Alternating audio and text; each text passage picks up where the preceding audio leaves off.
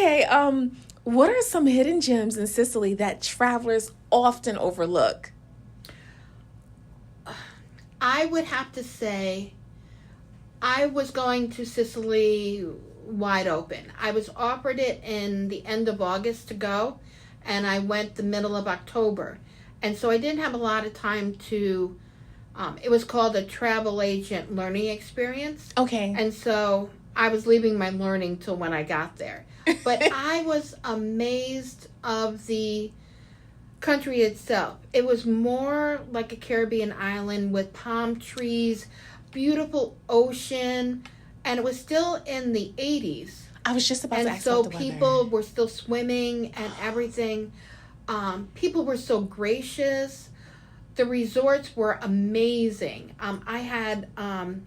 We stayed in three different resorts on three different sides of the island. And the island is made up of um, from where they were invaded. So you have Morocco influence, you have the Greece influence, and you have the Italian influence. And you can see it all on different parts of the island. I Mm-hmm. just found that amazing. Going into the old cities and just walking the streets, seeing the churches, the history. Wherever there was a church, there seemed to be a convent. Um, so that was very interesting. We went to Noto and just walked the streets, the cobblestones, um, and just amazed at the architecture that was there. And everyone was friendly.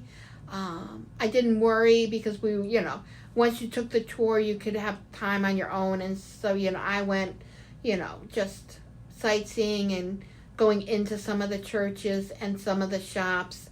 It was amazing. And I loved, and I was shocked.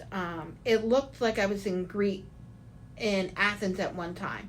It's called the Valley of the Temples. Oh, And the Greek architecture was so amazing.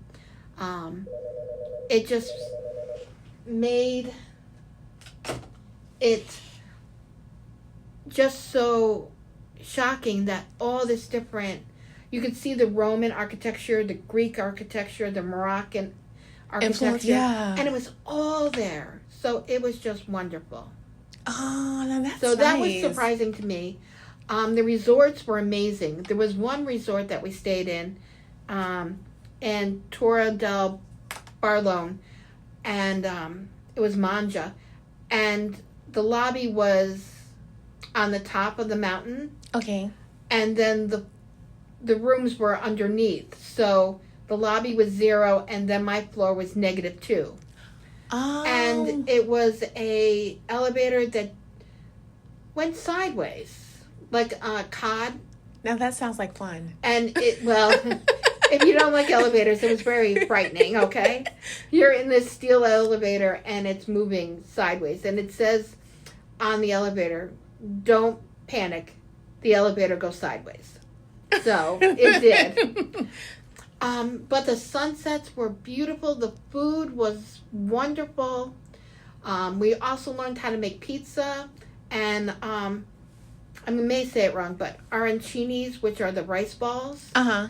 Um, so there was learning, exploring. It was just amazing. Okay, so how were the locals in Sicily? They were so friendly and outgoing.